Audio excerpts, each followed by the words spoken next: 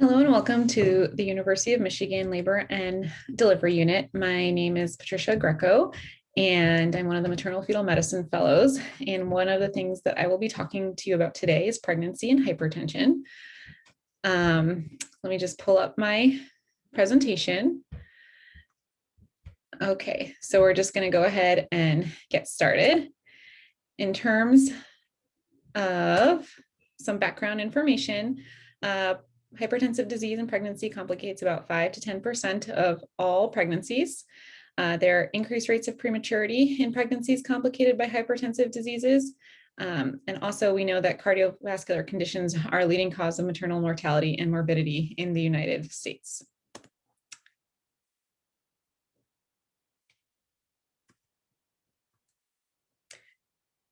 In terms of the rate of hypertensive disorders, you can see here that over the years, there's been more and more pregnancies complicated by hypertensive disorders at the time of delivery, as well as chronic hypertension.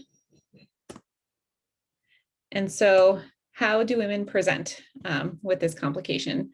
So frequently there'll be a combination of symptoms, but usually there is at least one of these: a sudden headache that will not go away, swelling of the hands or face, seeing spots or changes in eyesight, pain in the upper abdomen or shoulder, nausea and vomiting, sudden weight gain, difficulty breathing, and then generally a feeling of just unwellness.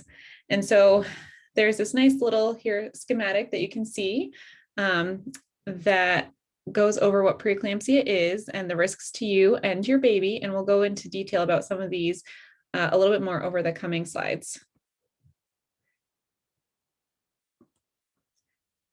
So how big of a problem is it? In 2010, it affected about 3.8% of all pregnancies, and the cost for preeclampsia or hypertensive disease in pregnancy was estimated to be about 2.18 billion. So it's a pretty significant issue. It's the leading cause of pregnancy-related deaths overall. And you can see here, so cardiovascular conditions, so this encompasses preeclampsia and other hypertensive diseases. You can see here that 13.8% of pregnancy-related deaths are related to cardiovascular conditions. And that preeclampsia and eclampsia in particular are about 8.3%. So can we change these outcomes? There was a study that was recently published in 2019 that looked at the number of maternal deaths over a period of 5 years, and this was in the state of California. And 54 of those 333 deaths were related to preeclampsia or eclampsia, so 16%. 96% of those deaths were thought to be potentially preventable. 62% were considered to be very preventable. And is actually 40% of those women who died were considered to be low risk for complications at the start of their pregnancy. So this is a pretty significant finding. And really highlights the importance of this disease and understanding it and knowing more about it. So we're going to step back now and take a little bit of an overview of all the hypertensive disorders in pregnancy, just starting with knowing that there is chronic hypertension, severe chronic hypertension. So that's hypertension diagnosed or present before pregnancy. And we'll start over there. So we're going to step back and take a look here at the all the hypertensive disorders in pregnancy. And so this is a nice table from the ACOG practice bulletin that just demonstrates chronic hypertension all the way to superimposed preeclampsia. And so first we'll start with the definition of chronic hypertension. So chronic hypertension is elevated blood pressure that's diagnosed and or treated prior to pregnancy or diagnosed in early pregnancy. And generally that's considered to be less than 20 weeks. The American Heart Association has this nice table here that tells you the category of blood pressure and what is considered normal, elevated, or high. So in general, the normal blood pressure range is a systolic less than 120 with a diastolic less than 80. something that's considered to be elevated is 120 to 129 for systolic, and then less than 80 for diastolic. Once you get to a systolic pressure of greater than 130, that's actually considered to be stage 1 hypertension. And diastolic would be once it gets above 80. And then stage 2 is when your systolic is greater than 140 and diastolic is greater than 90. And then a hypertensive crisis is anything that's a blood pressure greater than 180 systolic or higher than 120 diastolic. So in pregnancy, we can get chronic hypertension that's with superimposed preeclampsia. And superimposed preeclampsia is not always easy to diagnose and is often a diagnosis of exclusion. So it's a little bit of a tricky diagnosis to make. What we'll often see is a sudden increase in blood pressure, a sudden increase in the amount of protein in the urine, a sudden increase in symptoms that we talked about earlier. So the swelling, headache, right upper quadrant pain, feeling unwell, and then a new thrombocytopenia or newly elevated liver enzymes or an elevated uric acid. And so we look for a bunch of different things to make that diagnosis. So moving on to our next definition that I want to cover is gestational hypertension. And so gestational hypertension is when we have a blood pressure greater than 140/90 for the first time after mid-pregnancy, which again is considered to be 20 weeks gestation, but in whom proteinuria is not identified. The blood pressure returns to normal by 12 weeks postpartum and can be accompanied by signs and symptoms of preeclampsia about half the time. And it's a real challenge for diagnosis in those women who didn't have health care prior to pregnancy, and especially for those women who present for their initial prenatal care in late pregnancy. So preeclampsia, what is that? That is a combination of gestational hypertension, so what I just mentioned in terms of the blood pressure parameters, as well as end organ damage. So for a diagnosis of preeclampsia, you have to have a blood pressure that's greater than 140 systolic or greater than or equal to 90 diastolic on 2 occasions, at least 4 hours apart after 20 weeks of gestation in someone who previously had a normal blood pressure. And you have to have proteinuria. And so that's considered to be greater than or equal to 300 milligrams per 24-hour urine collection, or a protein creatinine ratio greater than or equal to 0.3. But if there is absence of proteinuria, you can have the new onset hypertension with any of the following things, including thrombocytopenia, so platelet count less than 100,000, renal insufficiency, so any serum creatinine that's greater than 1.1 or doubling of the patient's baseline serum creatinine in the absence of other renal disease, and impaired liver function. So this would be considered to be twice of the normal concentration for that patient, or pulmonary edema or cerebral or visual symptoms. The severe complications of preeclampsia include HELP syndrome. So HELP is when you have hemolysis, elevated liver enzymes, low platelets, and it is considered to be a form of preeclampsia with severe features. And blood pressures can be normal or minimally elevated. The other severe complication of preeclampsia is eclampsia. So that would be a new onset of grand mal seizure activity or unexplained coma during pregnancy or the postpartum period. And it's considered, again, to be a complication or form of preeclampsia with severe features. And I just want to go back to this previous slide. So what I talked about was the diagnosis of preeclampsia. So initially preeclampsia without severe features. And so that would be this blood pressure range. Once you get a blood pressure range that's greater than 160 systolic or greater than or equal to 110 diastolic, that would be considered preeclampsia with severe features. And so we talked about HELP and eclampsia. Another severe complication of preeclampsia is stroke. And so elevated blood pressure during pregnancy is the leading cause of stroke in pregnant women or women who have recently given birth. The symptoms for a stroke can typically occur suddenly and it can include any of the following things. So there can be numbness or weakness in the face, arm, or leg, especially if it's on one side of the body.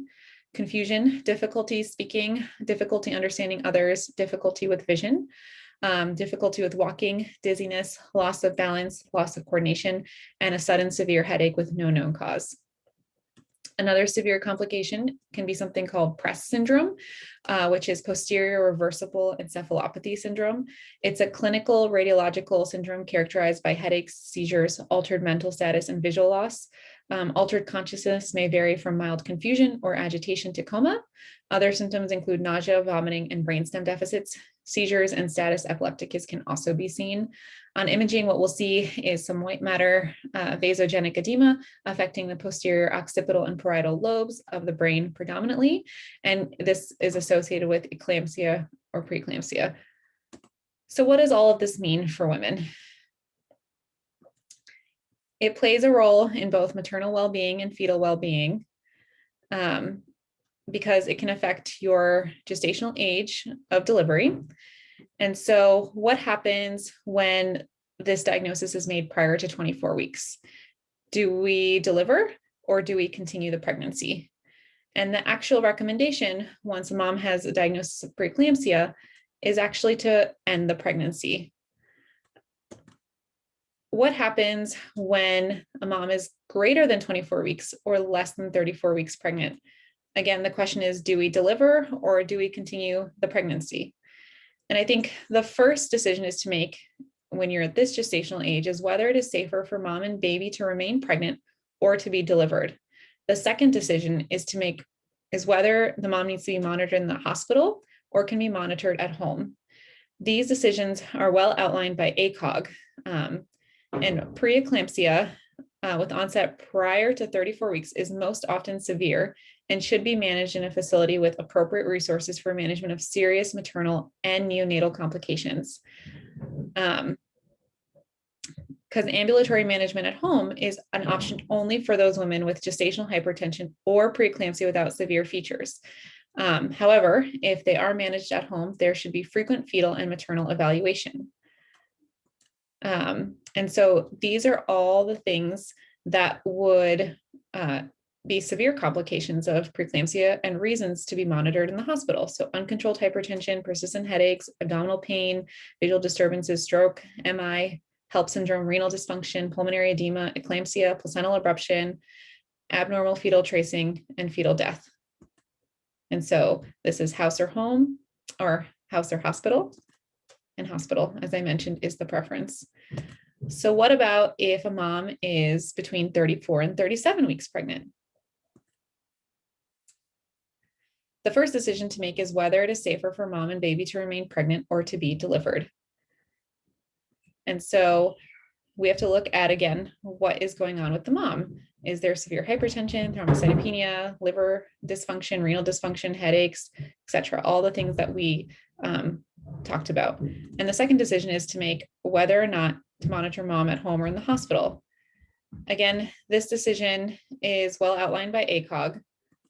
And moms can be at home unless they have severe features or diagnosis of severe preeclampsia, because once you're greater than 34 weeks, the recommendation is for delivery. If the preeclampsia is without severe features, then they can be at home, and the mom needs to have twice weekly antenatal testing and blood pressure checks, as well as weekly labs. What happens once you're greater than 37 weeks? Do we deliver or do we stay pregnant? And for any hypertensive diagnosis in pregnancy, the recommendation is delivery. So based on a large multi-center randomized control trial called the HIPPOTAT trial, with delivery, there was a 29% reduction in maternal morbidity when moms had diagnosis of hypertensive disease in pregnancy. There was no difference in neonatal outcomes. So what different treatment options are there? We have hypertensive medications that can be oral, they can be emergently oral or IV. We also have IV magnesium that's given to prevent seizures around the time of delivery and postpartum. So we'll talk about magnesium sulfate first. This is a medication that's administered IV, renally cleared. You have a loading dose of 4 to 6 grams, which can be done safely regardless of maternal renal function. Maternal infusion rates should be altered though if there's decreased glomerular filtration rates. And so if your creatinine is greater than 1 or your urine output is less than 30 mLs per hour over 4 hours. Magnesium sulfate can have a small but significant effect on the fetal heart rate pattern. So what we'll sometimes see on the monitoring is a change in the beat to beat variability. So it'll look a little bit flatter. There are known protective effects of magnesium against the development of CNS disability in premature infants. And that's why for prematurity, we recommend magnesium less than 32 weeks.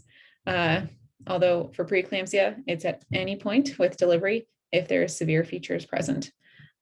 Magnesium sulfate is contraindicated in patients with myasthenia gravis, patients who have severe renal failure, any patient who has myocardial damage or ischemia or heart block. And so eclamptic convulsions are almost always prevented by plasma magnesium levels between 4 and 7. Patellar reflexes disappear when the plasma magnesium level reaches 10 to 12. And so this is a sign to serve to warn of impending magnesium toxicity.